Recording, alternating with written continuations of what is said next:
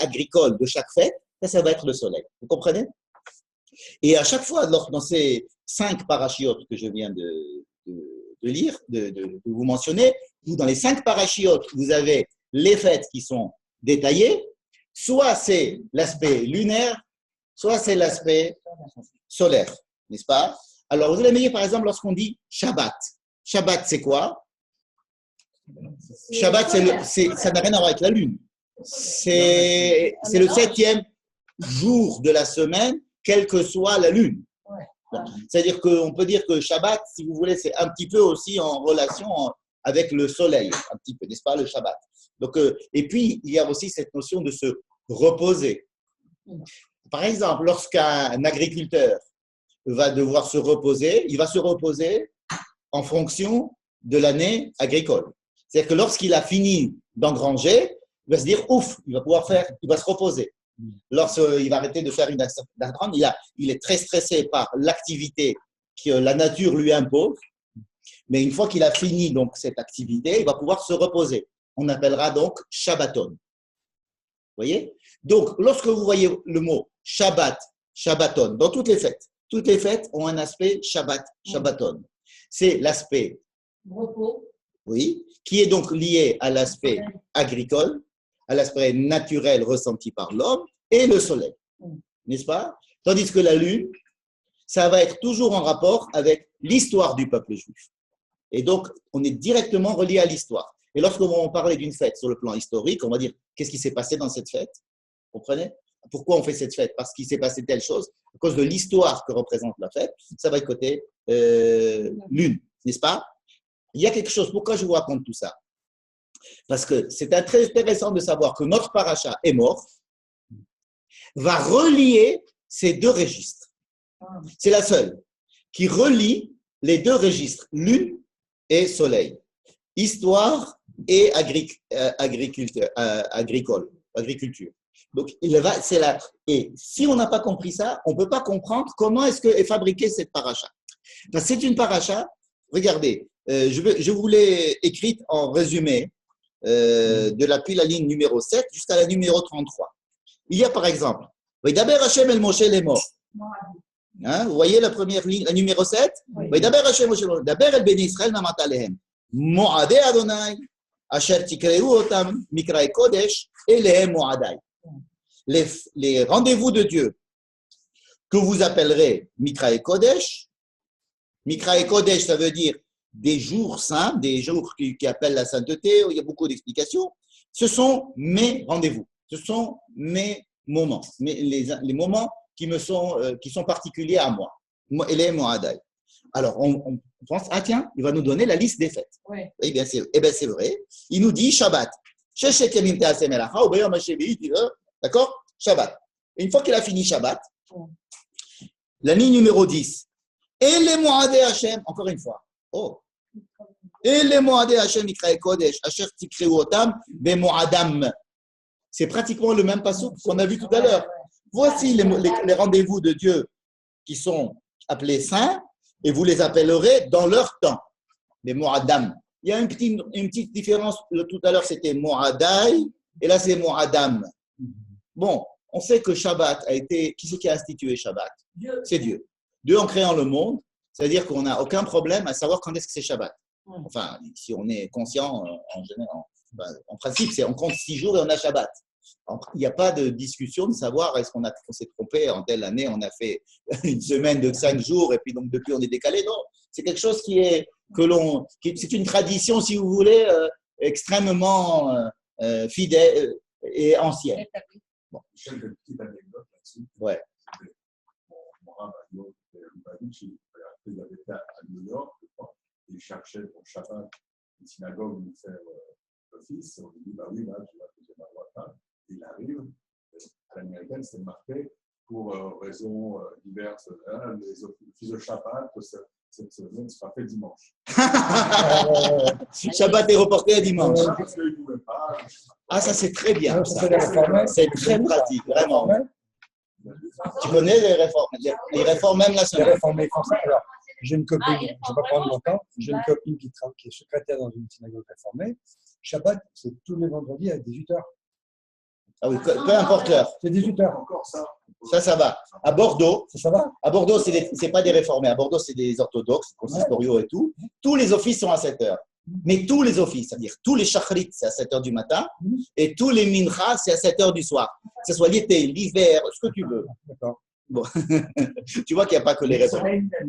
Non, là, ils font 7 heures. Non, c'est le soleil. Là, c'est le soleil. 7 heures, c'est le soleil. Bien. Donc, je disais que on était en train de lire la paracha qui concerne les fêtes. Et donc, vous voyez qu'il y a Moadé Hachem, Shabbat, et encore une fois Moadé Hachem.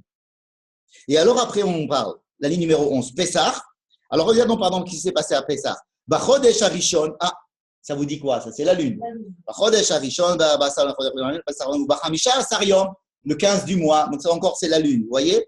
Et tout ça, c'est la lune. Et il y a les mitzvot aussi qui va faire. Après, il y a le Romer, puis il y a Shavuot, après, il y a Rosh Hashanah. Après, il y a Kippour, et après, il y a Sukkot. Vous voyez, je vous ai mis en gros. Sukkot. Vous voyez, c'est toujours la lune, n'est-ce pas? Et alors, on finit avec la ligne 26. Et les Moadé Hashem, Asher Tikri Otam, Mikraek. Encore une fois, la même phrase. C'est la phrase de clôture, si vous voulez. On a fini avec les fêtes. Oui, on utilise cette phrase dans le Kiddush. Mais vous voyez qu'elle a déjà été dite 3 fois. Elle a été dite avant. On a parlé de Shabbat. Après, on a fait comme s'il n'y avait pas Shabbat. On a recommencé. On a dit, voici les fêtes. On nous donne toutes les fêtes. Et maintenant qu'on a fini avec toutes les fêtes, vraiment, on nous dit, et les Moadé Hachem. Voilà. C'était les fêtes de. Alors, regardez ce qui se passe juste après. La ligne 27. Ah, Bachamisha Asariom Lachodesh. Attendez, j'ai oublié. Ah oui, qu'est-ce qui se passe? Il y a encore une autre fête? Non. C'est la même fête. C'est Sukkot. Ah bon? Mais c'est la même fête, tu viens de m'en parler. La ligne numéro 22 disait pratiquement la même chose. Et bien là aussi, la ligne numéro 27, on reprend. Bayom Arishon Shabbaton, ou Bayom Hashemei Shabbaton. Ah, là, ça commence à devenir. Il faut rentrer une idée de Shabbat. Ou Kartem Lachem Bayom Arishon Peri Etz Hadar. Alors là, on parle des mitzvot qui sont kshurot, qui sont attachés à la vie agricole. Et on va construire des cabanes. Et c'est là qu'on va nous. Mais on avait déjà parlé de la fête. Pourquoi est-ce qu'on revient encore une fois sur cette fête comme si c'était un post-scriptum? On a déjà dit que c'était fini. Et les Moadé Hachem. Et alors, vous voyez le numéro 33. Vaïdaber Moshe et Moadé Hachem et le Béné Israël. Encore une fois, on dit, ah bon, maintenant, ça y est, c'est fini. on a encore une vraie conclusion. Donc, il y a, là, je vous donne qu'un aspect de ce mivné, de cette construction un petit peu bizarre.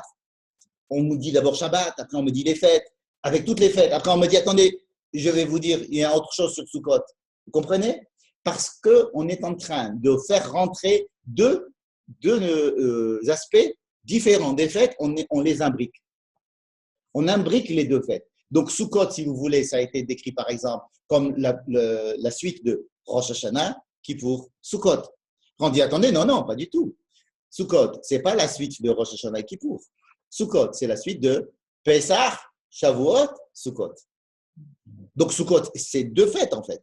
C'est la fin d'un cycle qui s'appelle Pessah, Shavuot, Sukkot, mais c'est aussi la fin des fêtes de Tishri, comme on dit. Donc c'est la fin de Rosh Hashanah. Elle finit, si vous voulez, deux cycles différents et ils se finissent dans la même fête. Donc, elle a aussi deux aspects. Donc, il y a chaque fête, pour résumer, chaque fête, elle a un aspect historique. On dit, ah, pourquoi on fait cette fête? Qu'est-ce qui s'est passé dans cette fête-là? Vous avez un aspect agricole. Ça veut dire qu'on se dit que toi, l'agriculteur israélien, lorsque tu vas ramasser ta truc, tu vas faire une fête. Et on va pas, quand on va lui dire ça, on va pas lui dire tu vas le faire parce que à ce moment-là ils ont été dans le désert. Non, on va lui dire tu vas faire une fête. Mais après on va coller tous ces aspects ensemble, le côté soleil, le côté lune, le côté histoire, le côté nature, le côté agricole et le côté Shabbat. Et tout ça, ça va rentrer, si vous voulez, dans les fêtes. Donc à chaque fois qu'on a une fête, elle a plusieurs niveaux. On ne veut pas parler d'une fête que sur le niveau historique ou que sur le niveau agricole ou que sur le niveau du repos social. Mais il y a tous ces niveaux qui se superposent à chaque fois. Hein? Et Qu'est-ce qui fait ça? Qu'est-ce qui superpose? Notre paracha. C'est notre paracha qui a tout mis ensemble, avec même les corbanotes. Bon, notre paracha, peut-être pour ne pas rallonger, elle ne nous dit pas tous les corbanotes, tous les sacrifices qu'on amène à chaque fête. Ça va être dit dans la paracha de Pinchas. Là-bas, ça va être détaillé. C'est dans pas longtemps, c'est dans 2 mois, je crois. On va faire Pinchas. Mais par la paracha de Hémor, elle prend tout ce qui a été dit déjà dans les autres et elle y ajoute les aspects qui lui manquent. D'accord? C'est pour ça que notre paracha est une paracha essentielle pour étudier les fêtes. Parce qu'elle comprime, si vous voulez, tous les niveaux dans un seul texte. Vous comprenez? Ça, c'est capital de le comprendre parce que beaucoup de gens pensent que, après avoir étudié quelque chose dans la Torah, alors ils ont compris que cette chose-là, c'était ce qu'ils ont compris. Or, ce qu'ils ont compris, c'est un aspect, et il peut y avoir encore des milliards d'autres aspects dans la même chose. Et ça ne se contredit pas. Ça ne se contredit pas. Non, Pessah, c'est la fête du printemps. Non, Pessah, c'est la sortie d'Égypte. Non, Pessah, c'est ça et ça et ça et ça. C'est pour ça qu'il y a plusieurs noms dans les fêtes. C'est pour ça qu'il y a plusieurs Sukkot, si vous voulez, c'est une fête qui prend tout sur elle parce qu'elle dans cette compilation, si vous voulez, de tous les niveaux, elle-même, elle compile encore plus les niveaux puisqu'il y a les 3 fêtes de Pessah, Shavuot, Sukkot, Rosh Hashanah, Kippour et Shmini Atzeret qui vont être en plus dedans. Donc vraiment, Sukkot, c'est très riche. Il y a plein de corbanotes 70. Oui, il y a beaucoup de corbanotes. Et alors, vous pouvez étudier, par exemple, toutes les fêtes simplement en étudiant les corbanotes. Bon, on ne le fait pas parce qu'on n'a pas de… c'est pas actuel et puis on n'est jamais intéressé par les corbanotes. Mais si ça vous intéresse, j'ai fait un tableau. Un tableau avec exactement chaque fête, qu'est-ce qu'on a mené comme corbanote. D'accord? Et vous voyez cet aspect double, par exemple, qu'il y a dans Sukkot, qui se retrouve. Par exemple, si on amène un agneau et un ayal, dommage, il n'est pas là, Daniel, il m'aurait dit comment ça s'appelle, un aïl. Aïl, c'est quoi? Un bélier. Alors, un bélier et un mouton. Alors là, à Sukkot, on va amener 2 béliers, 2 moutons. Hein? Pourquoi? Mais d'habitude, on amène un bélier et un mouton en ce moment. Non, 2 béliers, 2 moutons. On amène 7 moutons. Là, on est 14. Ça veut dire que vraiment, lorsque vous allez compter, voir les corbanotes, on voit que ces aspects-là aussi sont doublés. Mais voilà. est-ce qu'on peut rajouter des choses maintenant? C'est-à-dire? De nouvelles choses. S'il y a Fêtes. un événement qui se Fêtes. passe en Israël, Oui, il y a toujours eu des fêtes supplémentaires.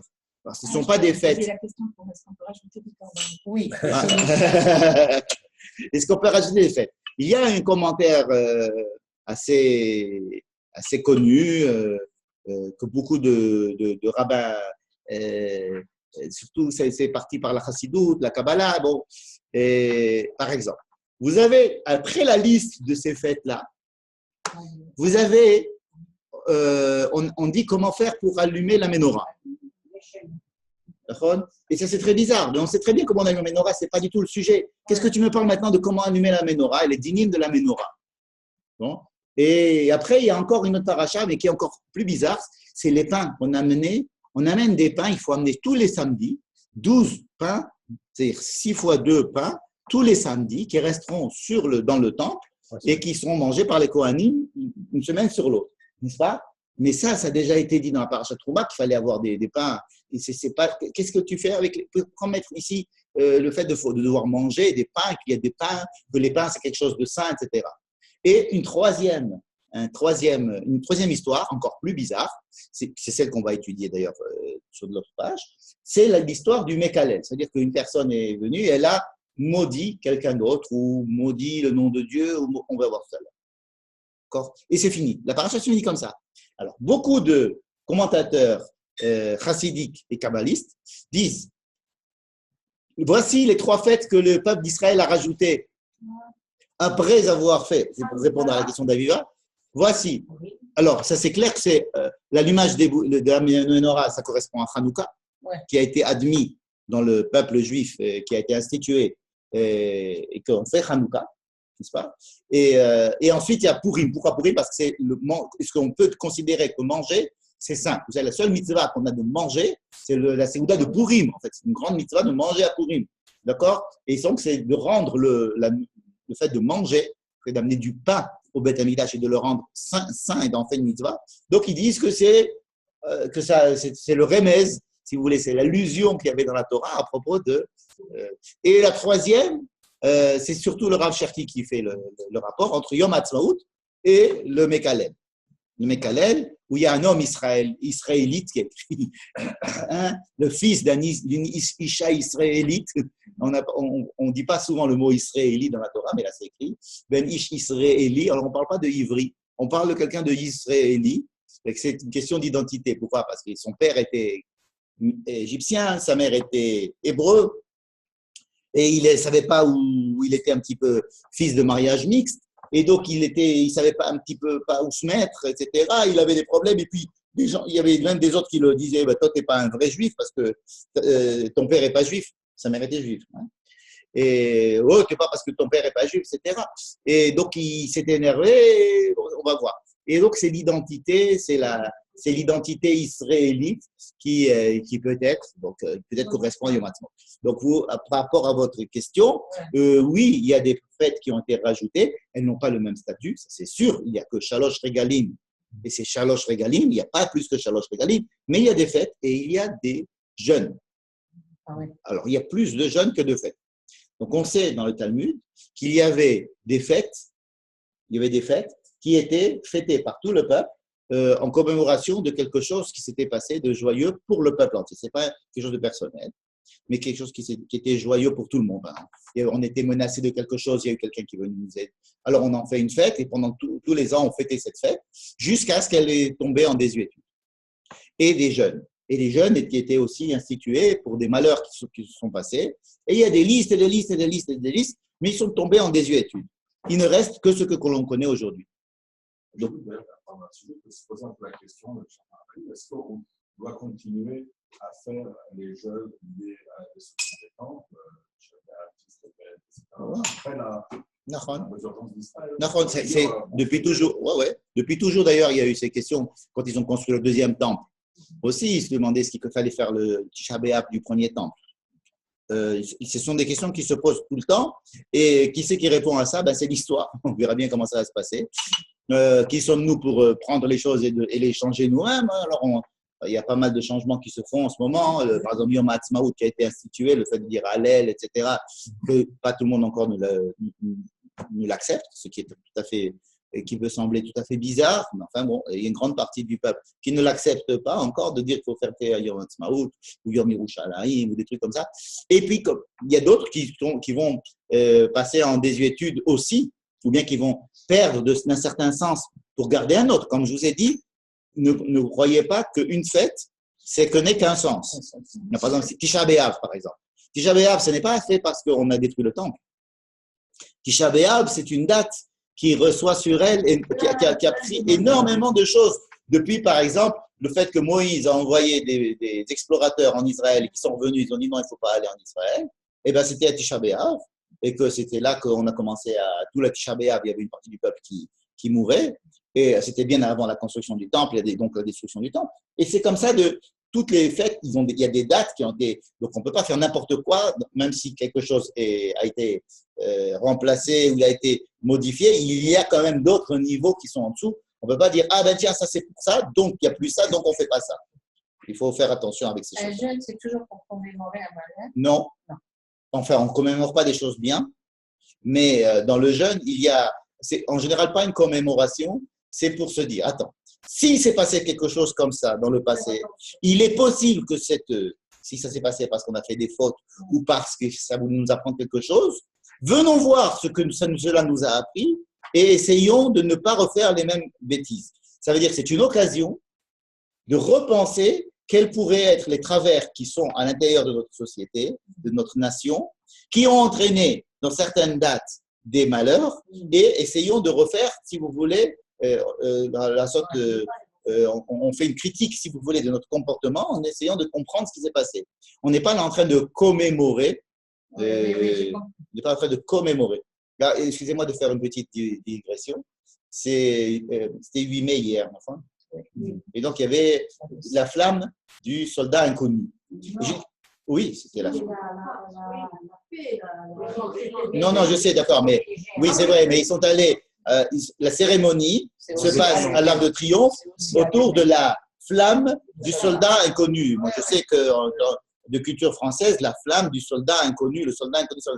Or, il me semble que quand nous faisons Yizkor des Halalim, c'est au contraire de redonner, de remettre, de dire le nom de chacun, de dire le nom et la photo, de raconter l'histoire des gens connus. Ça veut dire que qui c'est qui représente les morts? Ce sont les morts. C'est pas, on va prendre quelque chose d'inconnu et lui, il va rassembler, il va être le symbole de tous les morts. Non, ça, c'est le symbole de ceux qu'on Oui, c'est vrai que les gens qui sont inconnus, c'est terrible parce qu'il n'y a personne qui fait. quand même. C'est vrai, mais si vous voulez prendre ça comme élément essentiel du deuil et de faire un deuil sans donner un visage, hein, parce que nous, quand on fait par exemple Discord, soit les gens de la Shoah, soit les gens de Halalet Tzahal, on met sans arrêt des noms et des visages et des histoires personnelles sur les gens. C'est très important. On aurait pu aussi prendre comme en disant bon, c'est le truc du soldat inconnu, ou bien du mort à la Shoah inconnu, et tout cristalliser sur ce inconnu. Mais c'est pratique de dire que c'est sur le soldat inconnu, parce que ça enlève, si vous voulez, le côté humain et personnel de la tragédie de chacun. Et ça donne, si vous voulez, une idée de la nation qui n'est pas celle de l'ensemble de ses citoyens, mais c'est une idée de la nation au-delà des citoyens qui, des fois, manquent. Vous comprenez? Alors, quand on dit commémoration, je dirais plutôt essayer si je rentre dans l'histoire de quelqu'un, si je raconte l'histoire de la Shoah, ou je raconte l'histoire de quelqu'un qui a traversé la Shoah, je rentre dans quelque chose de beaucoup plus concret. Et donc, nous, on ne fait pas des commémorations qui soient des commémorations anonymes. Oui, anonymes. Et donc, même si je vais dire je fais le jeûne pour la destruction du temple, ce n'est pas parce que le temple a été détruit. Vraiment, ce n'est pas pour ça. C'est parce qu'on est arrivé à ce que le temple soit détruit. C'est sur ça qu'on fait. Ce n'est pas pour le temple qui est détruit. Parce que comme dit la Gemara, en fin de compte, c'est une très bonne chose. C'est Dieu qui a décidé de détruire le temple. Pourquoi? Parce que, étant donné que la sainteté était partie du temple, donc il ne restait plus que des pierres et du bois, et il s'est dit autant ne pas en faire Avodah Zara, autant les enlever cela, parce que le sang c'est parti. Alors pourquoi le sang c'est parti? Comment est-ce qu'on en est arrivé là? C'est sur ça que l'on fait Tisha B'Av. Et donc ça c'est toujours intéressant de faire. C'est pas parce que le temple est reconstruit qu'il n'y a pas encore ces travers qui pourraient faire qu'il se redétruise. Donc, quelque chose comme ça nous enseigne que dans chaque fête et chaque jeûne, c'est un travail personnel et collectif à faire sur les raisons qui ont amené à ce que cela se passe. Nous ne faisons pas Soukot parce que Béné Israël, ils étaient dans des cabanes. C'est pas ça. Ils étaient dans des cabanes, mais c'était très bien qu'ils étaient des cabanes. Qu'est-ce qu'il y a? Moi aussi, quand j'étais dans le pique-nique aussi, j'avais une cabane. Et alors, mais eux, ils sont morts il y a 3000 ans. Mais qu'est-ce que ça va faire, moi, que de faire qu'eux, ils ont été dans des cabanes? C'est pas parce qu'ils étaient dans des cabanes que je fais des cabanes. Vous ferez des cabanes parce que ils ont été dans des cabanes. Il ne faut pas traduire ça comme ça. C'est pas faites des cabanes, vous vous installerez dans des cabanes parce que vos ancêtres, je les ai mis dans des cabanes. C'est pas pour ça. C'est, vous allez comprendre ce que ça veut dire lorsque je vous dis que j'ai mis vos ancêtres dans des cabanes. C'est-à-dire qu'il y a une signification, oui. Et cette signification, vous devez la travailler. Et pour la travailler, vous devez rentrer dans des cabanes. Vous comprenez? C'est quelque chose d'un peu différent. Voilà. Bon, je ne pensais pas m'attarder tellement sur ce sujet, mais maintenant, on va s'attaquer sur le deuxième sujet. Je vous demande de tourner la page, s'il vous plaît, de Rav Meir Spiegelman. Le Rav Meir Spiegelman, en ce moment, il écrit dans Makor Rishon. C'est lui qui écrit des commentaires sur le Sefer Vaïkra dans Makor Rishon, pour ceux qui sont abonnés. Et celui qui écrit là-bas. Je ne sais pas du tout ce qu'il va écrire cette semaine, mais en fait, ça, c'est quelque chose qu'il avait dit il y a quelques années. Et c'est une analyse assez intéressante. Alors, reprenons, si vous voulez, l'histoire, la dernière histoire de la paracha. C'est une histoire totalement annexe, qui n'est pas du tout l'essentiel de notre paracha. Ne dites pas, je sais, la paracha de les morts, c'est l'histoire du Mekhalel. Non, l'histoire du Mekhalel, c'est à la fin de tout. Hein, il y a l'histoire du Mekhalel. Mais analysons-la quand même. On va essayer de la lire. Il faut aller en bas de la ligne en pointillé. Et là, je vous ai écrit tout le texte. Vayetse ben Isha israélite. Vayetse, il est sorti. Vayetse, il est sorti. Ben Isha israélite, le fils d'une femme israélite. Vehu, Alors, Vehu, et lui, Oui. Ben Ish Mitzri, il est le fils d'un homme égyptien. On a l'impression que ce Vehu, c'est le fils de la femme israélite. Eh bien, lui-même, il était fils d'un homme égyptien. Bon. Betor Béné Israël, et il était dedans, dans le peuple d'Israël. Qu'est-ce que c'est quoi? Il va y être Betor Béné Israël. C'est vraiment bizarre, c'est quoi? Il est sorti Betor Béné Israël, mais il y avait que ils sont dans le désert, il n'y a que le peuple d'Israël là dans le désert. Non, il est Betor, il est dedans. C'est pas il est Mitor Béné Israël, Betor Béné Israël. Oui, parce qu'il n'est pas resté chez les Mitzrim. Il ne s'est pas identifié aux Égyptiens. Non, mais là, ça fait longtemps qu'on est sorti d'Égypte. Ça fait il y avait au moins 1 an. Et là, il est sort dans le peuple. Il y a des midrashim, il y a plein de midrashim qui essayent chacun de tirer une lettre, truc pour essayer de comprendre ce qui s'est passé, d'inventer, de trouver, d'imaginer ce qui a pu se passer. Vainatsu, Natsu, c'est Nitzim, c'est de se disputer, tout simplement. Hein? Ah, peut-être. J'ai jamais remarqué que Nitzotzot, le Vayinatsu, je peux pas te dire quelle est la Shnei Anashim Nitzim, Bamachane, dans le camp. Alors, ils sont Betor Ben Israël et ils sont dans le camp. Et alors maintenant, Ben Haïsraélite, qui c'est qui s'est disputé? Le fils de l'Israélite, Veish Haïsraéli. Ah, maintenant il y en a un autre. Un homme israélien, israélite. C'est bien, la traduction en français est bien. Et Ish Haïsraéli. Donc il y a une bagarre. Hein? C'est comme si on le connaissait déjà. Alors qu'on comme si, on ne sait pas d'où il sort celui-là. Peut-être que Mais non, c'est pas fils, Oui. mais c'est entre. Non, il y a un Yud quand c'est entre. Ah, non. Oui, C'est le fils de la femme qui est juive oui. et un homme qui est du peuple d'Israël des deux côtés. Des deux côtés. C'est ce qu'on a l'impression. Parce qu'il y en a un qui est. Il est fils de juive. Mais en fait, à cette époque-là, je ne crois pas que la filiation, elle se faisait par la mère. C'est sûr que la filiation se faisait par le père et pas par la mère. C'est pas comme aujourd'hui. C'est-à-dire que le fils d'un juif est juif par le père avant. Ça s'est transformé après. Ça, au cours de l'histoire, bien plus tard. Mais c'est vrai qu'à l'époque, c'était évident que c'était par le père que ça se passait la filiation. Mais Et donc, le Torah de Israël, ça vient dire que malgré que son père, ça soit un Mitzri, il était quand même juif. avec les Bnei- non, il est avec les Bnei Il est avec Israël. eux. Il n'est pas juif, puisqu'on l'appelle tout le temps Ben Isha Israélite, on ne l'appelle pas Israélite. D'accord. Il est Ben Israélite. Ça veut dire que on sent, quand on lit les mots et qu'on a on sent tout de suite le problème que les midrashim, à partir desquels les midrashim vont inventer, vont trouver ce qui s'est passé. C'est-à-dire, si on dit c'est un fils de, ça veut dire que tout le problème, c'est de savoir qu'on ne sait pas encore lui donner une identité à lui. Ouais. On sait simplement l'identité de son père et l'identité de sa mère, mais on a du mal à lui donner une identité à lui. Tandis que l'autre qui est en face de lui et qui vont discuter, l'autre, on dit que c'était Ish Israéli. On ne dit pas que l'autre, il est Ben Israéli. Il est israélite, c'est-à-dire qu'il n'y a aucune discussion à son sujet, il est israélite. Bon. Et le texte vient nous indiquer aussi que la dispute, elle porte justement sur ce problème. C'est très possible. Parce que, étant donné qu'il n'y a rien d'autre comme information, on se dit, alors, recherchons dans les mots de ce texte ce qui nous manque.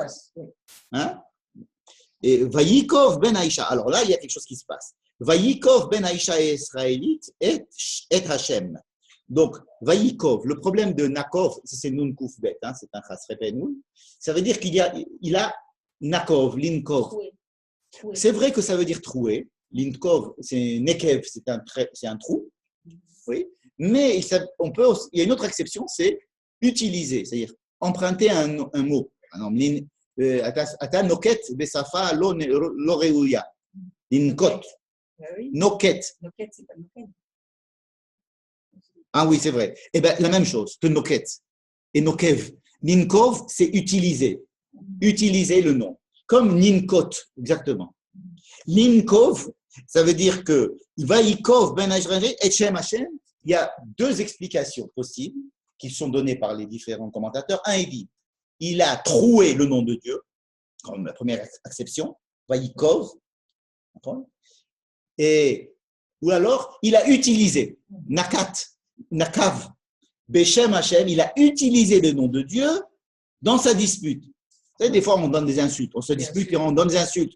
Et dans les insultes, on peut faire entrer parce qu'on a envie de bien insulter l'autre. Alors, on va lui dire des mots qui sont chargés de quelque chose d'important. Alors, on dit le nom de Dieu. Alors que c'est une interdiction d'utiliser le nom de Dieu en vain. C'est-à-dire non, même si ce n'est pas des ch'touillottes, parce que c'est vital. Le type qui est en train de disputer, pour lui, c'est sa vie. Il va se disputer, il va utiliser tout ce qu'il a dans sa main. Il n'a pas le droit d'utiliser le nom de Dieu parce qu'il va utiliser pour des choses qui ne sont pas. Ce n'est pas un truc qu'on peut utiliser. Bon. Donc, Vaïkov et le Meir Spiegelman, il tend plutôt vers cette explication de Vaïkov. Il a utilisé le nom de Dieu dans sa dispute. Vaïkalel, donc là, il a maudit. Il a maudit qui? Donc, la première explication dit il a maudit Dieu. Ou alors il a maudit l'autre. Bon. S'il avait maudit Dieu, on a déjà, si vous voulez, dans les 10 commandements, quand on n'a pas le droit, tout ça. Bon, et puis Dieu serait intervenu tout de suite. Hein? Et, Dieu, il s'occupe de son nom et puis il a maudit Dieu. Alors là, c'est pas du tout Dieu qui intervient. C'est la société. Vayavi ou Oto El Moshe. Qui l'ont amené à Moshe? Il y a des gens qui étaient là, qui ont entendu. Il y a donc le Vox Populi, ils sont là. Il y a des gens, il y a un Coran. Et ils le prennent et ils l'amènent à Moshe. Et alors, Ve'et Shemo, Ve'Shemimo, le nom de sa mère. Maintenant, on se dit, tiens, ça serait intéressant maintenant de connaître le nom de sa mère. Bon. Shlomit Bat Divri. Elle s'appelle Shlomit Bat Divri.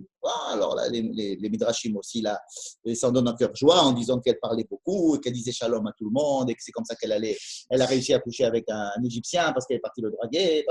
Bref, vous avez plein d'histoires. Et il était de Maté Dan, ils étaient donc dans la tribu de Dan. C'est un rapport avec Dibri, parce que ça vient justement d'Arim. Oui, bien sûr. Dibourim. Oui, non, mais je veux dire que Vaïkov et Vaïkalel, ce sont des façons distordues de parler, de s'exprimer. Et elle, c'est la parole, la fille de la parole. Le Dibri, c'est une façon. Absolument. C'est comment s'exprimer. Et elle est fille de l'expression, de mon expression. Son père, il s'appelle Ma Parole. Comment tu t'appelles, Ma Parole?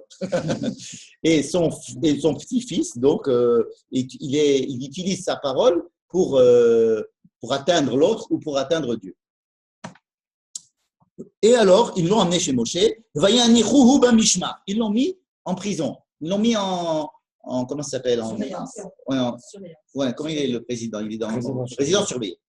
Ils l'ont mis en résidence surveillée. L'ifrosh lahem alpi Hashem, pour savoir qu'est-ce que Dieu allait dire, pour avoir le pirouche. On ne sait pas. Alpi Hashem, pour savoir qu'est-ce que Dieu allait dire. Voilà. Donc, on a une histoire. Donc, on ne sait pas ce qui s'est passé. Eux-mêmes, ils ne savent pas ce qu'il faut en faire. Et donc, c'est des questions sur questions. Et puis, alors, on le met là et on le pose et on ne sait pas. Maintenant, Liu Pasuk Yod Gimel. Dieu intervient, heureusement. Sors ce Mekalel. Sors-le, ce Mekalel. Donc, on l'appelle le Mekalel. Pas le Nokev, mais le Mekalel. El Michutz la Machane, tu vas le faire sortir du camp. Vous vous rappelez qu'ils étaient dans le camp. Tout se passait à l'intérieur du camp. Tor ben Israël, ba Machane, bon, il faut le faire sortir du camp. Vesamchou kol hashoma'im et yedehem al rosho, tous ceux qui ont entendu qu'il a fait les kalel. C'est les kalel et l'ikov, c'est aussi l'ikov faire un trou, mais les kalel, c'est rendre léger. Ça veut dire, il y a aussi un autre mot qui est les halel. Les halel, c'est profaner. C'est aussi de faire un halal, faire un trou. Ça veut dire prendre la chose et la dénuer de son sens, en fait. Ouais, vider du sens, exactement. C'est juste l'inverse de l'Echabed. Oui, c'est rendre alourdir, absolument. Donc, on peut facilement enlever du sens. En fait, c'est ça, la plus grande insulte, c'est enlever du sens. Enlever de l'importance d'une personne. Prendre une personne, c'est un monde entier, et le réduire à une seule chose, et on dirait ça, qu'est-ce que tu es? En fin de compte, c'est quoi, toi? Toi, tu es ça, tu n'es que ça. Hein? C'est-à-dire qu'on vide la personne d'une grande partie de son sens. C'est la pire ce qu'on appelle des insultes. Les kalel, on a l'impression que les kalel, ça veut dire je t'envoie un sort. Hein? Les kalel. par exemple, Arour, ça, toutes ces choses-là. Ne m'insulte pas, Kilou. Je vais maintenant, avec la parole qui va t'insulter, tu vas avoir un sort qui va être jeté. J'invoque Dieu ou des dieux ou des forces supérieures qui vont venir t'attaquer. Hein? Je t'ai mis des démons sur toi. Alors qu'en fin de compte, c'est quelque chose de beaucoup plus simple et beaucoup plus méchant. C'est que simplement par la parole, ça veut dire parce que la personne, elle dépend en grande partie de la parole de l'autre sur lui. On dépend en fait beaucoup. Pourquoi ça nous touche? Parce qu'on est en relation et ce qu'on est, ce n'est pas une valeur absolue. Qu'est-ce qu'on est? Je suis. Je suis beaucoup des choses qui sont en relation avec l'extérieur, avec ce qu'on pense de moi, ce que je pense de moi aussi. Ma représentation vis-à-vis de moi-même, vis-à-vis des autres. Et c'est ça qui fait ma conscience de moi. Or, si on va baisser cette conscience, ça peut m'affecter dans tel point que même ma vision de moi-même soit baissée à tel point que je déprime, que j'arrête je sois interrompu dans mon élan vital. Et alors, effectivement, il peut y avoir des dégâts à ce processus, encore plus grave que si un démon imaginaire va venir me lancer un sort. Bon, on revient à notre histoire. Donc, bon, alors sors-le. Ah, très bien, alors on va sortir. Tous les gens qui ont entendu vont mettre la main sur lui. Très bien, alors on met la main sur lui. Veragmu otokolaida. Tout le monde va lui jeter des pierres. Moi, je ne voudrais pas être celui qui met la main dessus, parce que imaginez qu'il faut mettre tout le monde, ceux qui ont entendu, vont mettre la main dessus, et tout le monde va jeter des pierres sur le type. Et il faut qu'il vise bien, parce que moi, j'ai rien entendu. Non, mais physiquement, c'est un peu difficile. À moins de se mettre sur une estrade, un étage, et de se mettre en haut, de se plier, et de lui mettre la main comme ça sur le doigt dessus, et que tout le monde vise en bas. Mais autrement, en général, on est là derrière. Oui, c'est pas dit ça comme ça. On va tous mettre la main et ils vont le lapider. Mais moi, si on me dit ça, moi je dis j'ai rien entendu. Ça veut dire que celui qui a entendu, tu as entendu. Il y a comme toujours les témoins, ils ne doivent pas témoigner et s'en aller. Les témoins doivent subir une partie de la difficulté dans laquelle ils sont en train de mettre l'autre. C'est pas moi, je l'ai vu, il a fait ça, mais maintenant débrouillez-vous. Ah non, viens. C'est toi, tu as témoigné, c'est toi qui vas le mettre à mort. C'est toi qui vas être là pendant que. Ah, ça veut dire que ça responsabilise beaucoup plus le témoin. C'est la première pierre. Voilà. Bref, bon, il leur dit quoi faire, il faut lui faire ce qu'on appelle lapidation. Bon. Pasuk Tedva, Ve'el Bene Israël Tedaber les morts. Ah, tiens, à ce sujet, je voudrais que tu dises au Béné Israël. Donc Dieu, il continue à parler. Ah, ben tiens, c'est une bonne occasion. Tu vas dire au Béné Israël, Ish qui est Kalel Elohav, lorsque quelqu'un va maudire Dieu, hein, qu'est-ce que c'est Elohav? Son Dieu. C'est Dieu. Son Dieu, c'est Dieu. C'est quoi c'est Dieu? Oubliez peut dire, si vous savez que c'est Dieu qui parle. Et Kalel Oti, il aurait pu dire. Non? Elohav, comme si chacun avait son Dieu. Venasachet, je vous dis tout de suite, les commentaires, beaucoup de commentateurs, dont lui, disent que Elohav ici, ce n'est pas les dieux, c'est les juges. Vous allez voir pourquoi. Les juges, vous savez que Elohim, c'est les juges. Hein? Il y a Elohim, il y a Vodevar Shenehem. On les amène vers les juges, on appelle ça Elohim. Donc quelqu'un qui va maudire le juge, et Venasachet O, il prendra sa faute. Ça veut dire que c'est une injonction à respecter les juges et ne pas les maudire. De là, il y a une interdiction de maudire les juges spécifiques. Venokev Shem Hashem, et celui qui va trouver le nom de Dieu, ou celui qui va utiliser le nom de Dieu, Motyumat, il doit être mis à mort. Ragom Yirgemu Bo Kol Haeda. Il faut, ce qu'on a fait à ce monsieur, tiens, donc grâce à lui, on apprend une halakha. Kager Kaezrach Benokvo Shem Yumat. Dès qu'on utilise le nom de Dieu, on est mis à mort. Veish Kiyake Kol Nefesh Adam Motyumat. Et si un homme, il frappe un autre, mais enfin là, il va frapper sa vie, donc il va le tuer. Motyumat. Bon, mais ça, on le sait, bien sûr que quelqu'un qui tue, il est passible de mort, on le connaît depuis longtemps. Ou Make Nefesh Behema Yeshalemena. Quelqu'un qui va tuer une bête, il doit la payer. Nefesh tachat nefesh. Nefesh tachat nefesh. Vie contre vie. Dafka, ici, ce n'est pas vie contre vie, c'est de l'argent contre la vie. Ish ki iten mum baramito. Si quelqu'un il entraîne un certain handicap chez son ami, chez une autre personne. De la même manière qu'il a fait, on lui fait. Là, c'est clair. S'il a fait quelque chose, on doit lui faire la même chose. Par exemple, shever tachat shever. S'il a cassé quelque chose, on doit lui casser quelque chose. Aïn tachat aïn. S'il a crevé un œil, on doit lui crever un œil. Shen tachat shen. S'il a cassé une dent, on doit lui casser une dent. De la même manière qu'il a créé le préjudice à un autre homme, on doit lui faire. Alors évidemment, tout de suite, on va dire, attendez, la loi orale dit que non, au contraire, étant donné qu'il y a écrit pour la BMA, que tu tues une BMA, eh bien, tu dois la payer, et qu'on appelle ça nefesh tachat nefesh, donc tous les autres aussi, c'est de l'argent. D'accord. Ça a été dit il y a pas longtemps, non? Tout a déjà été dit, tout a été déjà dit, tout ça, ce sont des répétitions, et on se demande qu'est-ce qu'ils font là. Parce qu'on est en train de juger un monsieur, là, il est en train d'en profiter pour nous lire le code pénal. Mishpat echad yeh lachem. Mishpat echad yeh lachem, kager ha'ezrach. Ah, vous savez, au fait, vous, les Juifs, et tous ceux qui habitent en Israël, les Gaër, le Ezra, n'importe qui, c'est la même loi pour tout le monde. Hein. Je suis votre Dieu. Et d'abord, Moshe el Béné Israël. Alors, Moshe sort et va à Israël et il leur explique.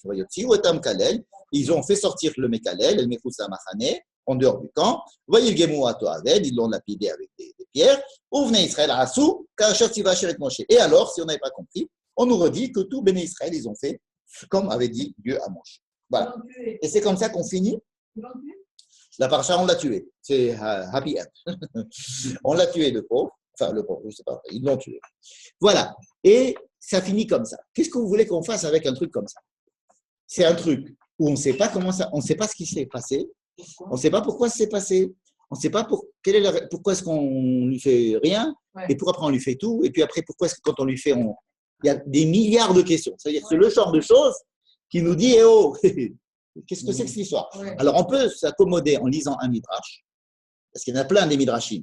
Et le midrash va nous expliquer ce qui s'est passé. On va se dire, ah bon, ça va, maintenant je sais ce qui s'est passé. À part que ce n'est pas écrit dans la Torah, c'est le midrash. Et qu'il y a d'autres midrash qui le contredisent. Et il y a d'autres midrash. Donc, ce sont les choses de la Torah qui sont intéressantes. Est-ce que vous, ça vous rappelle quelque chose? Sans lire la feuille.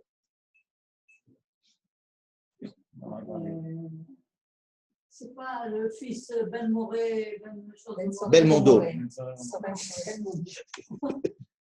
Ben Sorer ou Moré, qu'est-ce qu'il a de commun? On va le lapider aussi, c'est vrai. Mais enfin, bon, à part ça, il n'a pas un corban. Oui, c'est vrai. On met la main sur le corban avant de le tuer. Moshe a tué un Égyptien. Bravo. Oui, il a tué un Égyptien. Alors, À ce moment-là, il s'est sauvé. c'est sauvé. Alors, vous êtes sur la bonne voie. Je vous ai, pour cela, écrit au-dessus de la ligne. Je vous ai écrit un petit peu l'histoire de Moshe avec l'Égyptien. Nous sommes en Égypte. Moïse a grandi chez Pharaon. Il sort de chez Pharaon. Vaïgdal Moshe a grandi. Vayetse Elechav. Il sort. Il va voir ses frères. Vayar Besivlotam, il a vu leur souffrance. Vayar Ish Mitzri, un homme égyptien. On ne sait pas comment il s'appelle, mais c'est un homme égyptien. Maké, il frappe. Un autre qui s'appelle Ish Ivri, un homme hébreu, pas israélien, mais Ish Ivri Me'echav. Et lui, il sait qu'il est hébreu maintenant, parce que le problème, c'est que Moïse, il est en même temps hébreu de naissance, mais il est de culture égyptienne. Il a été élevé chez Pharaon. Donc, il voit, c'est marrant, un psychologue serait très intéressé s'il venait Moshe lui raconter cette histoire. Il va lui dire, ou bien que j'ai rêvé cette histoire, ou bien que ça s'est passé. Il va dire, c'est intéressant, parce que vous avez même dans votre subconscient, effectivement, un conflit entre le fait que vous êtes à la fois hébreu et à la fois égyptien. Il va falloir que vous choisissiez, monsieur Moshe. Là, vous avez un gros problème. Ce n'est pas simplement un problème. Alors, Echav, ça veut dire que c'est ses frères. Donc, il a su qu'il était frère. Il a su qu'il était hébreu. On ne dit pas comment il a su qu'il était hébreu. Hein, ça s'écrit c'est dans les 10 commandements, ou bien dans les films américains, où on nous dit comment est-ce qu'ils essaient de trouver une raison qui a fait que Moshe sait comment est-ce que Moïse sait qu'il est hébreu. Mais dans le texte, on ne sait pas. Nous, on sait qu'il est hébreu parce qu'on a assisté à sa naissance. Mais lui, bon. Vaïfen kovacho, Donc, il s'est retourné de ci et de là. Il a vu, Vayar qui en ish. Il n'y avait pas de ish. Ah, et tout à l'heure, il y avait deux ish. Il y avait un ish mitzri et ish ivri. Il tourne et il voit qu'il n'y a pas de ish. Bon, alors Rachid nous dit, il a vu qu'il n'y avait pas de descendant important dans la descendance de ce Égyptien. Qu'est-ce que cet Égyptien, si je le tue, combien de gens je vais tuer? Peut-être qu'il a un descendant qui mérite quand même de vivre. C'est Rachid qui veut justifier la mort de cet Égyptien. Mais le texte nous dit, il a vu qu'il y avait un ish. Alors qu'il vient de voir. Oui. Alors sa descendance, c'est le Méphalète. Oui. Vayar est un mitzri, il a frappé donc le mitzri. Vaitmeneu bachol, il l'a enterré. On dirait qu'il est mort. Autrement, ça serait encore plus terrible que ce qu'on pense. Bon, il a frappé le mitzri et il l'a mis. Comment est-ce qu'il a enterré et comment est-ce qu'il est mort? Alors, Rashi encore. Rashi là-bas nous dit, il a dit le Shem Ameforash, il a dit le nom de Dieu. Il a utilisé le nom de Dieu. Il connaissait le nom, non seulement il savait qu'il était juif, il connaissait le nom de Dieu. Et il avait déjà son bâton? Le Shem Ameforash, il n'avait pas encore son bâton.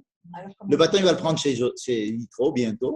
Mais pourquoi est-ce que Rashi il nous dit que c'est avec le Shem? D'où il le sait, Rashi? D'où il sait le Midrash?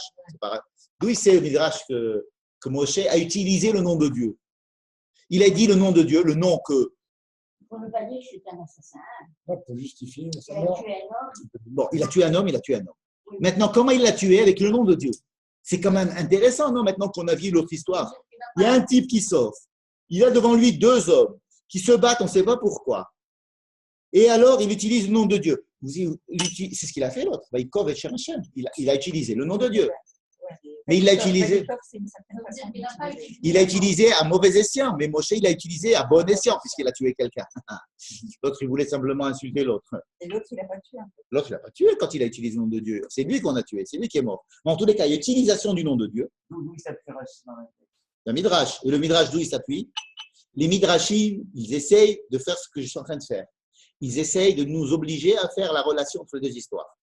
Ça s'appelle une intertextualité. Voilà. Intertextualité. Et c'est sur ça que ça va être le sujet de ce soir.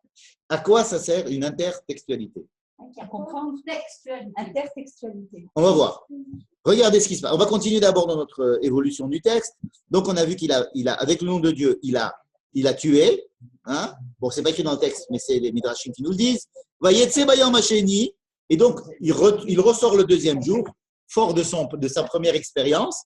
Vayetse bayam hasheni. Vayine shne anashim ivrim nitzim. Ah, nitzim. Nitzim, c'est encore une fois pour natsu. Ah oui, c'est le même mot. Le même mot, Vaïnatsu. Violence. Nishim, Shne Anashim, Ivrim, Nitzim. Enfin, c'est là le premier mot. C'est après Vaïnatsu qui revient à ça, parce que ça, c'est une histoire antérieure. Shne Anashim, Ivrim. Vous voyez qu'il ne s'est pas écrit du tout israéli. Il est écrit Ivrim, hébreu encore. Nitzim, ils sont en train de se disputer. Alors, il arrive toujours dans des terrains de boxe. Il arrive, il voit deux gens, mais cette fois-ci, les deux Ivrim, et ils se disputent. Vayomer la Racha, il a dit à celui qui était Racha.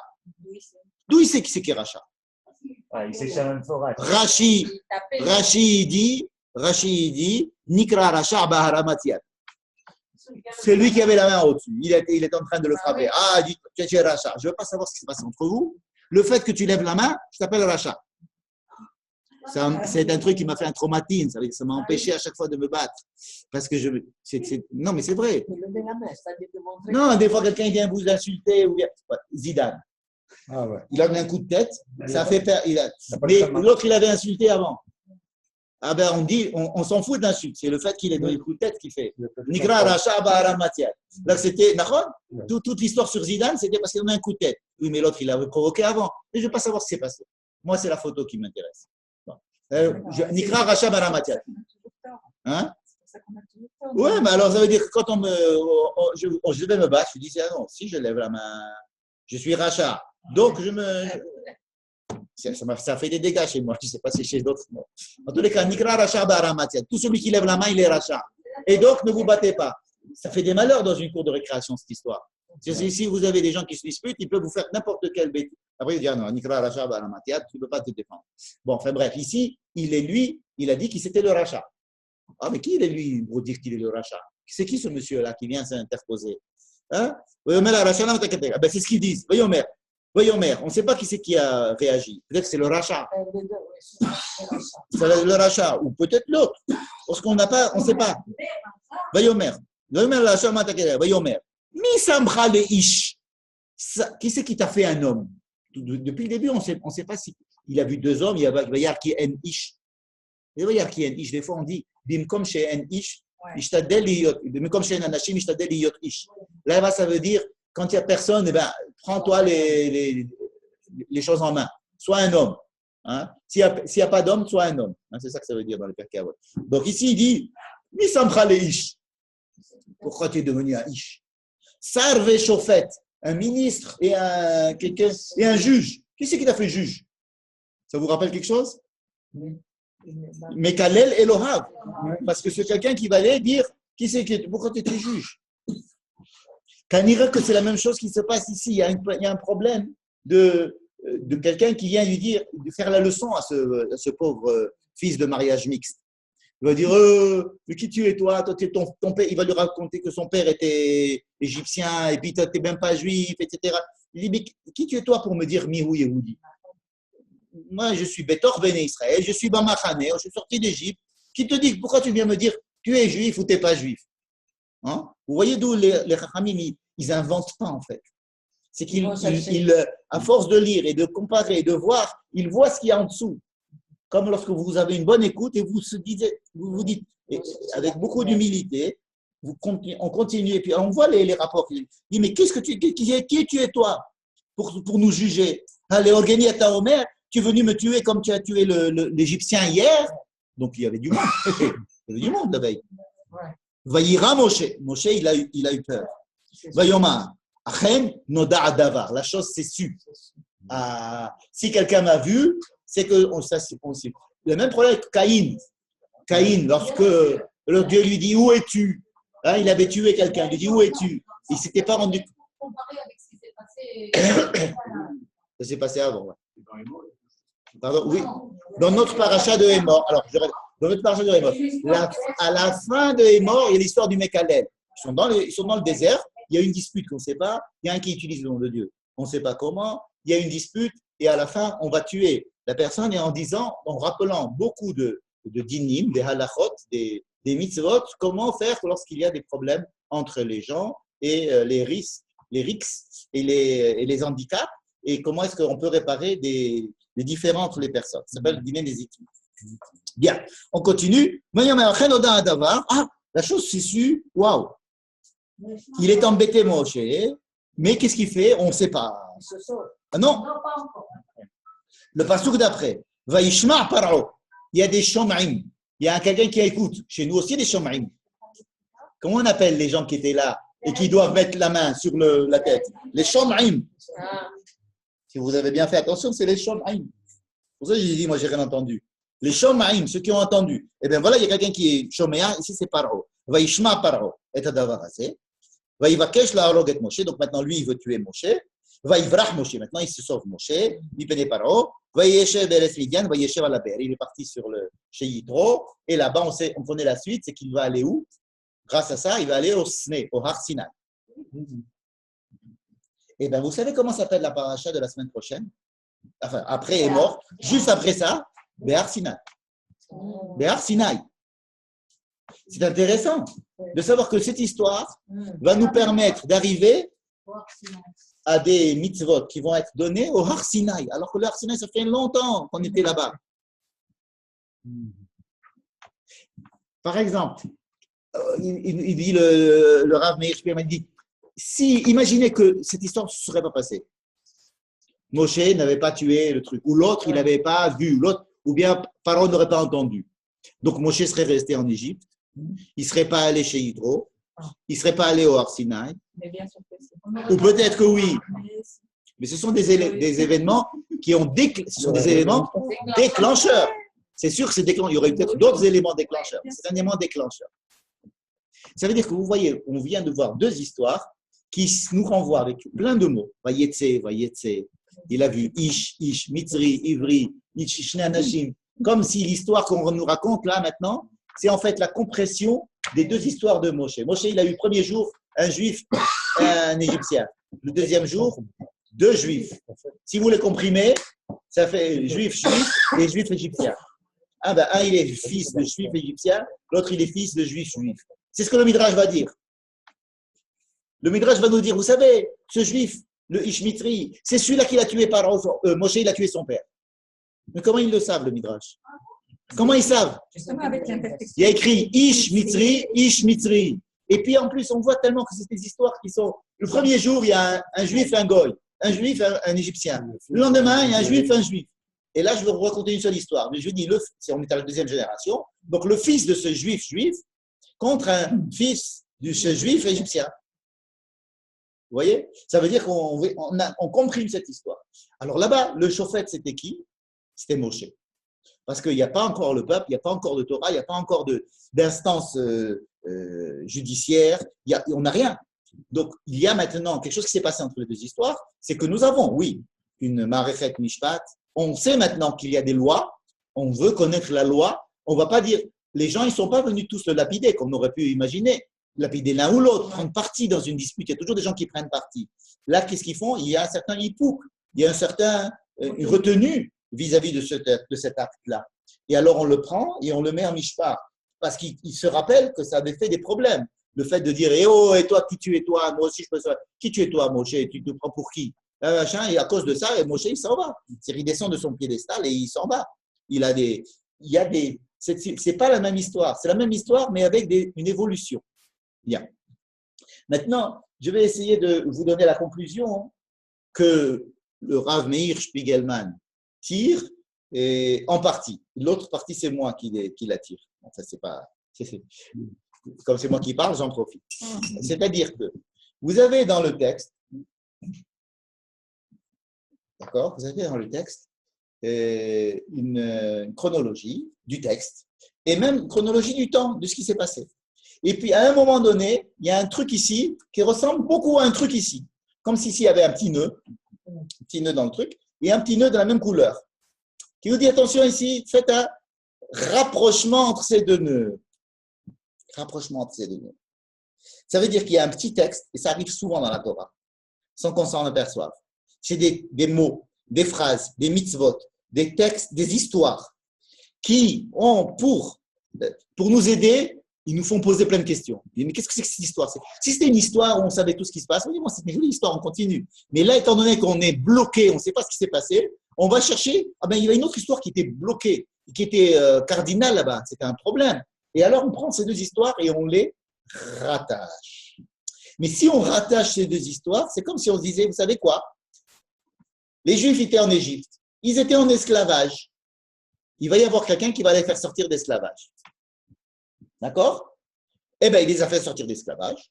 Et ils sont arrivés au Har Sinaï et ils leur ont donné des lois, ils sont rentrés en Israël. Ah non. C'est pas passé comme ça. Il y a eu des problèmes. Il y a eu des péripéties. C'est quoi? C'est que les Juifs, dans cette histoire-là, on nous raconte que les Juifs, ils n'étaient pas prêts à recevoir Moïse comme chef, que eux, ils n'étaient pas du tout contents que Moïse aille tuer l'Égyptien. Parce qu'ils auraient pu dire merci, tu es notre sauveur. Tu as tué l'Égyptien. C'est la première fois qu'on voit un Juif qui tue un nazi. Mais c'est formidable, on va lui faire on va l'élever en… Non, tu vas nous faire qui tu es toi pour tuer l'Égyptien? C'était des Rachaïm, c'est d'Atam d'Aviram. Oui, le Midrash il nous dit ça, mais ce n'est pas écrit dans le texte encore une fois. Ça veut dire quoi? Cette histoire nous montre que le peuple d'Israël n'était pas prêt à sortir. Ça veut dire, quand Moïse il va chez Yitro et que Dieu lui dit va les faire sortir. Vous vous rappelez, on a déjà étudié ça cette année. On a vu qu'il y avait peut-être une fois, il est parti, puis ça n'a pas marché, puis il est revenu, il a attendu un petit peu, et qu'il y a eu deux histoires, et que c'est comme ça qu'on peut expliquer que le temps est passé très longtemps, parce qu'il y a eu une première tentative de Moshe qui a échoué. Échoué pourquoi? Parce que les Juifs n'étaient pas prêts de sortir. Ils n'étaient pas prêts à être délivrés. Il était obligé de revenir chez Yitro, de rester chez Yitro, pour que Dieu lui dise maintenant, repars. Ça y est, ils sont prêts, ou ils sont à peu près prêts. Donc, il est reparti. Vous vous rappelez? Il y a eu ce qu'on appelle des empêchements. Il y a eu des takalotes, on dit ça en français, des problèmes, qui ont fait que l'histoire ne s'est pas passée aussi halak que qu'on veut croire. Donc, encore une fois, si on prend ces deux nœuds et qu'on les racole, alors on se dit, on va retournons au point où on s'était arrêté et où c'est que ça pouvait continuer tranquillement. Comme si tout ce qui s'est passé entre-temps, c'était à cause d'empêchement, de takalot, de bayot, inhérentes au peuple juif. C'est pour ça qu'il a donné des lois. Oui. Alors, ça veut dire qu'il y a entre ces deux nœuds, mais regardez, c'est une importance extraordinaire cette histoire. Ça veut dire que tout ce qui s'est passé depuis l'histoire de Moïse qui tue l'Égyptien, et maintenant, c'est une parenthèse, avec plein de choses dans cette parenthèse, mais qui ont toutes été induites de l'incapacité du peuple, ou bien du manque de maturité du peuple à pouvoir sortir d'Égypte. Ça veut dire à prendre en main le train de l'histoire, de rentrer dans le train de l'histoire. Dieu prend en compte l'état dans lequel le peuple est. Il y a un grand delay. Au lieu d'aller au Har Sinaï, il va avoir le Sné. Au lieu d'avoir ça, il va y avoir plein de mitzvot qui vont être donnés, plein de choses qui vont être, comment intégrer le Erev Rav, comment faire pour sortir, comment vous se rappeler. Et ensuite, maintenant, on peut revenir et dire maintenant, bon allez, après ça, on a renoué les deux nœuds. Bon alors maintenant, de quoi il était question de quoi? De rentrer en Israël. Voici les lois que Dieu a dit au Har Sinaï à Moïse. Voici les lois. Et c'est quoi ces lois? Lorsque vous allez rentrer en Israël, vous devez faire la Shemitah, vous devez faire ça, vous devez faire le… C'est-à-dire on abandonne complètement l'histoire de la sortie d'Égypte, l'histoire du désert, l'histoire de toutes les takalot. Et la semaine prochaine, on commence Behar Sinaï et Bechukotai, les lois comme si le but c'était de rentrer en Israël. Comme si entre ces deux nœuds, il y avait une grande parenthèse qui était due à l'incapacité du peuple à être prêt pour la sortie. Et qui c'est qui nous fait ça? Ce sont ces deux nœuds. Vous voyez, ces deux histoires. Maintenant, dans les deux histoires, c'est quoi? C'est un problème dans le peuple d'Israël, quand on n'est pas prêt, c'est quoi? C'est que les gens, ils ne sont pas prêts. Comment est-ce qu'un peuple d'Israël n'est pas prêt? La principale chose qui signe la non-préparation du peuple d'Israël à la Géoula, c'est le problème des Nézikim. C'est le problème qu'ils se battent entre eux. Et le problème d'identité va découler de cela. Alors, dans les différences entre la première histoire et la deuxième histoire, la première différence c'était des Hébreux, après ils deviennent des Israéliens, comme disait Manitou, c'est Phonolibra. Alors ça, c'est très joli. Mais à part le fait que ce soit Israël, Israélien, Israélite, c'est la deuxième génération, ce sont les enfants maintenant. Il y a ici des problèmes de l'écalel. Tu es juif, toi tu n'es pas juif. Ça veut dire que c'est moi qui tiens la vérité dans le peuple juif et pas toi. Toutes les dissensions que l'on peut voir dans le peuple juif, qui elles sont la principale cause du retard de l'histoire. Ça veut dire que s'il y a eu un delay en anglais, c'est pas un délai, c'est comme s'il y a eu une rupture. Et on est parti sur un autre domaine. On est obligé de faire un autre scénario, un plan B. Un plan B. Pour ça, je dis, et si ce n'était pas passé, qu'est-ce qui serait passé? Alors, Dori, il a dit, de toute façon, il serait passé autre chose. C'est vrai. Mais si vous voulez, quand on le raconte cette histoire, on se dit, tiens, c'est parce que ça a eu ça, que ça a eu ça. Et il ou Ayana, Dayenou. Ça veut dire que, imaginez qu'on se rattache à cette histoire-là et qu'on se dit, qu'est-ce qui s'est passé dans cette histoire? Vous avez des gens qui ne veulent pas recevoir l'autorité de Moïse, qui ne veulent pas qu'on les débarrasse des Égyptiens. Quand on leur tue l'Égyptien qui les frappe, on croit que c'est comme ça qu'on va résoudre le problème. On dit, mais non, moi je suis très bien avec l'Égyptien. Tu me laisses l'Égyptien me frapper, moi j'aime bien ça. Qu'est-ce que tu es parti me tuer mon Égyptien? J'avais mon Égyptien qui m'insultait de sale juif, j'étais très bien habitué à ça. Moi je lui donnais des cadeaux le soir et puis j'étais très content le lendemain, on se faisait la paix, et puis on se faisait un taoulé le soir. C'était très très sympathique. Tu es parti, qu'est-ce que tu viens me changer le cours de ma vie? Qui tu es toi, Moïse? C'est quoi ce monsieur Moïse qui va venir décider que je dois changer le cours de ma vie? Il dit, mais comment le cours de ta vie? Mais tu vois pas que c'est un Égyptien qui frappe un juif? Et alors? Je suis habitué, moi. Laisse-moi tranquille. Je suis habitué, moi, avec l'antisémitisme. Ça fait des milliers d'années, je suis là, je suis très bien avec ça. C'est pas ça moi. Et puis, alors, si tu vas commencer en plus à me dire que toi, tu as raison, toi, tu as tort parmi les juifs, alors là, non. Tu vas pas faire du céder chez les juifs. Laisse-nous nous disputer tranquille. Donc, il y a des choses qui sont dans le peuple juif qui intrinsèquement l'empêche de sortir. Et alors, qu'est-ce qu'il fait Dieu? Il dit, tu sais quoi? On attend. Il dit à Moïse, on attend. C'est quand même important. La décision de Dieu de dire on attend. Où c'est qu'il dit ça? Il dit on attend, d'après l'explication qui nous dit qu'ils ne sont pas sortis juste à ce moment-là, il s'est passé encore plein de temps jusqu'à ce qu'ils soient sortis. C'est-à-dire qu'il était chez Yitro, il est venu, il est reparti, il dit bon maintenant ils sont morts, ce que tu, vas-y repars, c'est maintenant le bon moment. Mais en attendant, on a attendu. Moïse, il a attendu longtemps. Mais c'est pas que ça s'est arrêté. Ils ont continué à se discuter jusqu'à. C'est vrai, ce n'est pas que tout est formidable, mais si vous voulez, la quantité de disputes et ou bien la pression de l'antisémitisme ou la pression de l'histoire a fait que les choses doivent, il faut sortir. Comme on dit, c'était à la dernière minute. Il est sorti, encore une seconde, il ne pouvait plus sortir. C'est quoi, il ne pouvait plus sortir? Ça veut dire qu'ils auraient perdu complètement leur identité juive. Donc, ils n'avaient plus de raison de sortir. C'est ça. Donc, il y a quand même, Dieu attend. Ce qui peut expliquer, si vous voulez, la lenteur de l'histoire. Qu'il y a une histoire qui prend des détours et qui se rallonge. Et la raison, c'est qu'on attend la maturité des participants. Il y a des fois où Dieu n'en peut plus, alors il dit, bon allez, là on fait un raccourci, on vous fait sortir, parce que ça, on ne peut plus. Si je vous laisse encore, c'est foutu. Mais sachez que j'attends que vous soyez prêts. Vous voyez? C'est lourd de conséquences, cette histoire de dire que ce sont deux histoires qui nous ramènent l'un à l'autre. Parce que si la semaine prochaine, on va commencer à dire comme si de rien ne s'était passé, comme si Moïse disait au peuple de Juifs qui était en Égypte, bonjour messieurs, dames, nous allons demain matin sortir d'Égypte, nous allons au Mont Sinaï. Ah super, chouette, on va tous au Mont Sinaï. Oui, alors voilà, le programme c'est d'aller en terre d'Israël. Chouette, on va aller en terre d'Israël. C'est fini, on n'aura pas eu toute la Torah. On aurait eu la Torah raccourcie. D'accord? La Torah, en fait, nous raconte les problèmes qui ont fait que cette histoire n'a pas marché aussi rapidement que l'on voudrait, parce que l'histoire juive va être plus compliquée que ce qu'elle aurait dû être. Alors, on est obligé sans arrêt de se dire, attendez, mais je crois au Mashiach, demain matin, il va venir le Mashiach. Et on peut se le dire pendant 3000 ans sans problème. Parce que demain, il va venir le Mashiach, demain matin, il va venir le Mashiach. Oui, mais alors, qui c'est qui attend qui? Qui c'est qui attend qui? Parce que l'histoire, elle est écrite. Voilà, il y a ça, tac, tac. Ah non, on n'est pas prêt. Bon, ok, on n'est pas prêt. Ce qui est l'important, c'est que vous soyez prêts. C'est que vous fassiez le travail pour faire l'histoire. Et tant que vous n'êtes pas prêt pour faire le travail de l'histoire, je vais vous donner du temps.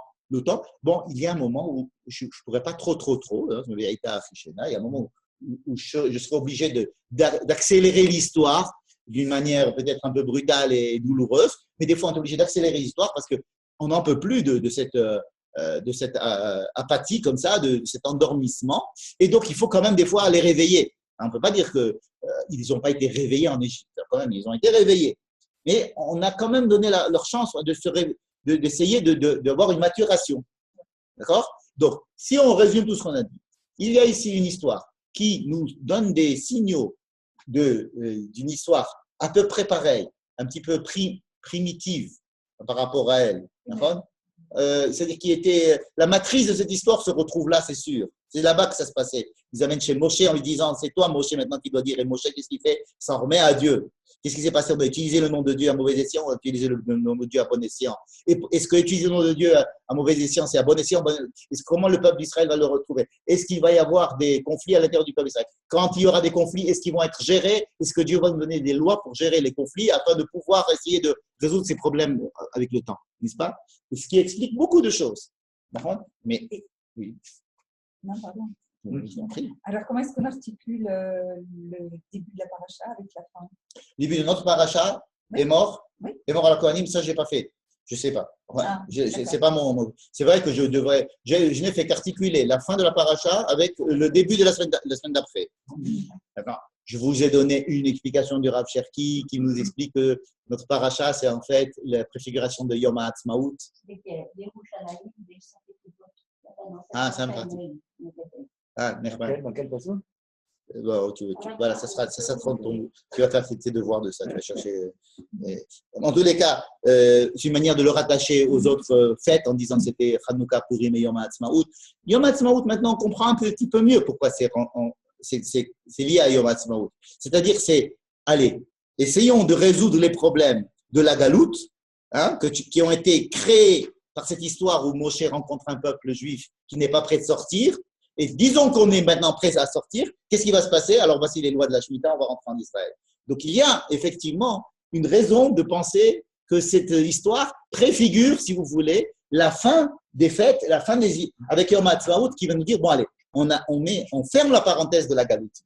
On ferme la parenthèse de tous les retards qui ont été induits par le manque de maturité. N'est-ce pas? Bon, ça suffit pour ce soir. Alors, passez une bonne semaine. Merci beaucoup. Merci. Je sais que ça